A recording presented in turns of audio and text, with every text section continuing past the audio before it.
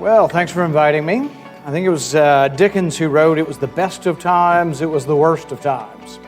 I really think it's the best of times in our country right now. I don't think there's ever been a better time to be alive. That sounds pretty optimistic, but I believe every bit of it. We live in a great country. We live at the greatest time ever with antibiotics and with, disease prevention, average life expectancy being 80. That should be so well known that nobody can dispute it. I don't think anybody can. But you have to realize how we got here.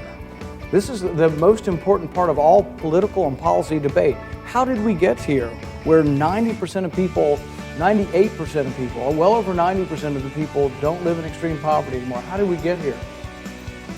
Freedom, which is capitalism. Capitalism is the freedom to exchange your services and to exchange your wares or your products to somebody else who voluntarily buys them. That's what capitalism is, but it's freedom. So capitalism and that freedom have created it. Trade has created it as well, and the division of labor. Adam Smith talked about the division of labor. What does that mean?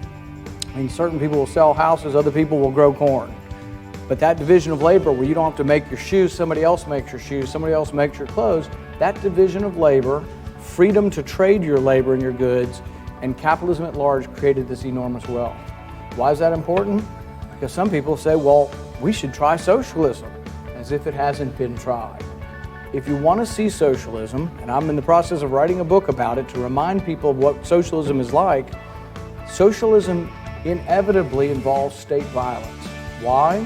Because if you want the government to own things, like all the houses or all the businesses or all the means of production, it isn't easy to take that from people. People will resist, and the government must use violent means to take the property.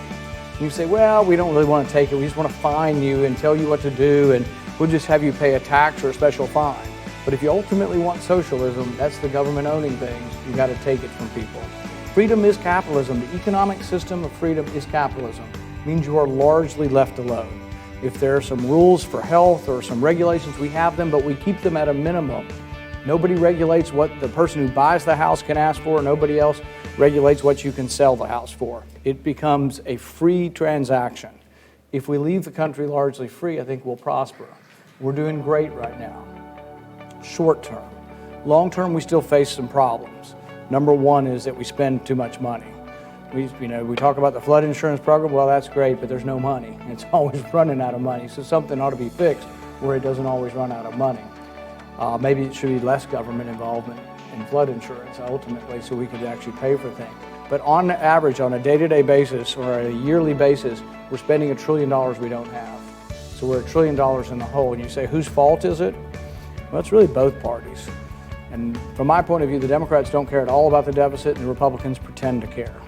So we've had Republicans in all three branches of government. The deficits are back up where they were under President Obama.